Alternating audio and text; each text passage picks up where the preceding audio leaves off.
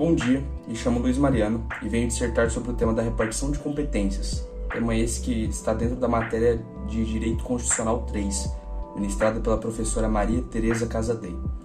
Primeiramente, eu gostaria de abordar o conceito. O que seria o conceito de competência?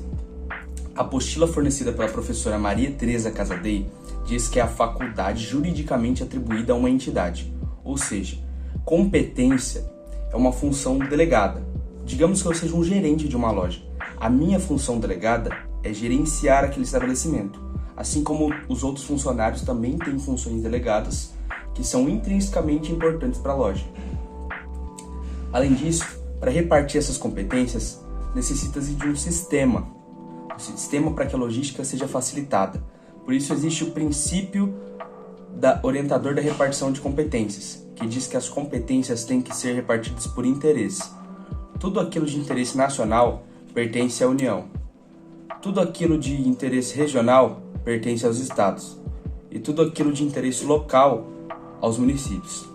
Fazendo assim com que cada ente federativo seja responsável pela região de maior lógica e de maior facilidade de atuação para cada um. Bom dia, eu sou o Matheus e hoje eu vim falar sobre os critérios adotados pela Constituição Federal na repartição e o sistema adotado pela mesma. A Constituição Federal do Brasil estabelece critérios tanto horizontais quanto verticais, que têm o objetivo de organizar e distribuir as competências entre os entes federativos. Esses critérios são fundamentais para o funcionamento do Estado brasileiro, garantindo a harmonia e a eficiência na execução das políticas públicas. Os critérios horizontais referem-se à divisão de competências entre os entes federativos, que pertencem à mesma esfera de governo, ou seja, entre estados e entre municípios.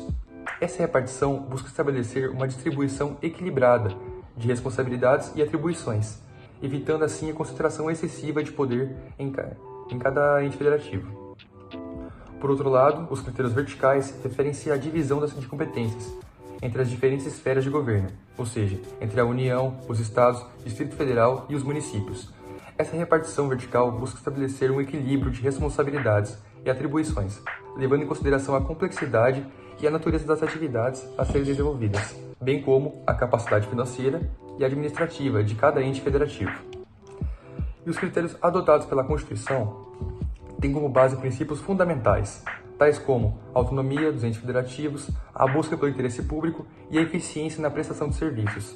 Além disso, considera-se também a complexidade e a natureza das atividades a serem desenvolvidas, bem como a capacidade financeira e administrativa de cada ente federativo, como já dito. E começamos pela competência exclusiva da União, que são, no caso, a defesa nacional, política exterior, moeda, o sistema financeiro, entre outras. Essas competências são de responsabilidade exclusiva do governo federal, garantindo a unidade e a soberania do país.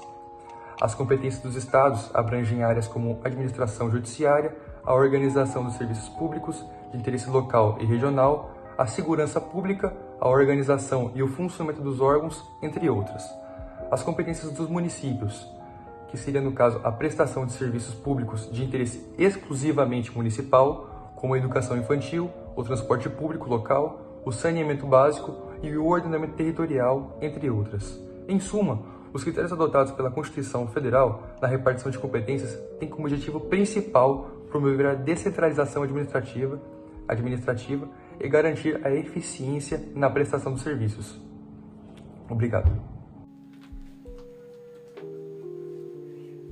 Bom dia, boa tarde, boa noite. Hoje eu vim falar sobre as classificações das competências em relação à natureza, sendo elas a competência material e administrativa e também a competência legislativa.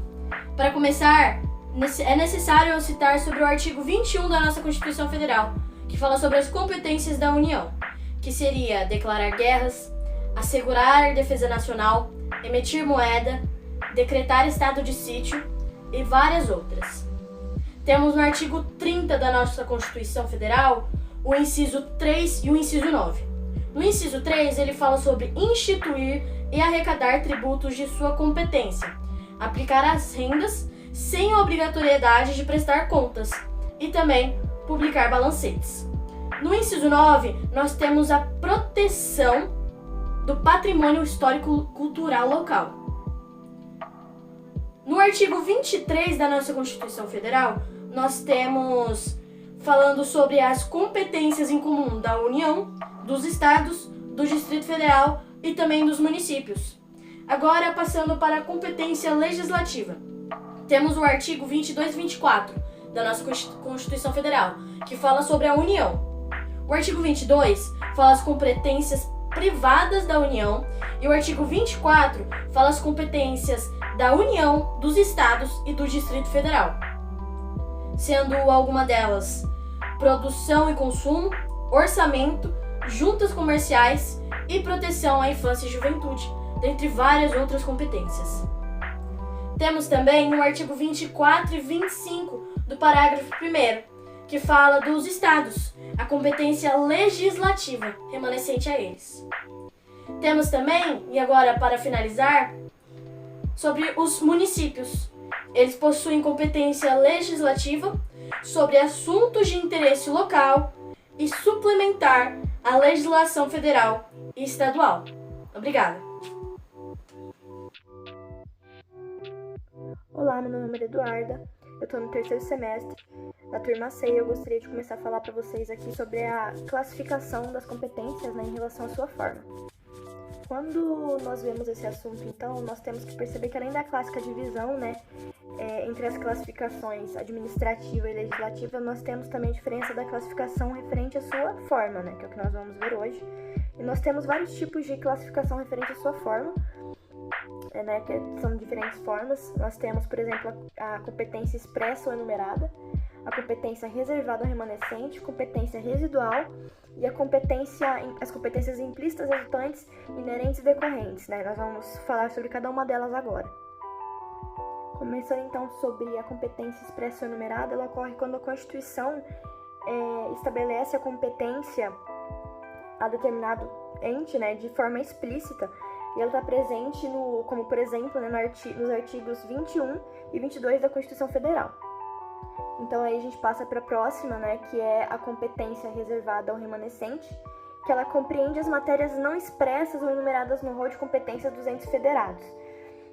Então ela é uma competência que sobra a uma entidade após a enumeração das competências das outras, como por exemplo na competência dos estados, que está no artigo 25, parágrafo 1º da Constituição Federal. Depois, então, nós temos a competência residual, que ela também não se encontra no rol de competências expressas ou enumeradas pela Constituição Federal, e ela consiste em um eventual resíduo, residual, ela consiste num eventual resíduo após a enumeração das competências de todos os entes, como ocorre também na matéria tributária, que depois, dessa enumeração das competências, é prevista a possibilidade de um resíduo que possa surgir, sendo esse da competência da União, E ela está, como por exemplo, no artigo 154, inciso 1 da Constituição Federal.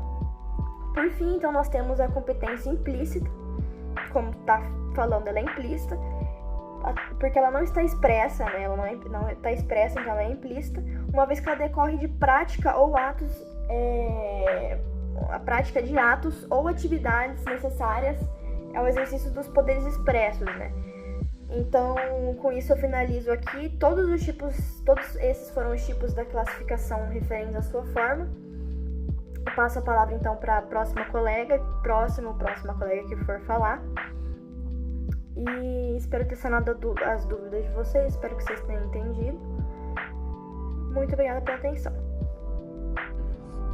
Olá, meu nome é Rafael Moraes e hoje eu vim comentar um pouco sobre a classificação em relação à extensão, que é uma parte do tema repartição das competências, certo? Que é o tema do meu grupo. Então, eu vou começar comentando com vocês a distribuição de competências entre os entes da federação, os entes federativos. Bom, eles podem ser classificados em exclusivos, privativa, comum, cumulativa, paralela, concorrente e suplementar, certo?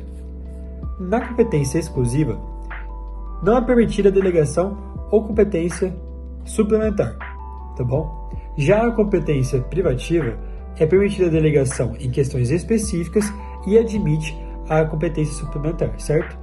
Na competência comum, cumulativa e paralela, todas as entidades federativas têm atribuições sobre determinadas matérias, certo? Na competência concorrente, a União estabelece normas gerais e os estados desdobram os princípios gerais, tá? Já na competência suplementar, os estados desdobram normas gerais conforme peculiaridades, e os municípios suplementam a legislação federal e estadual.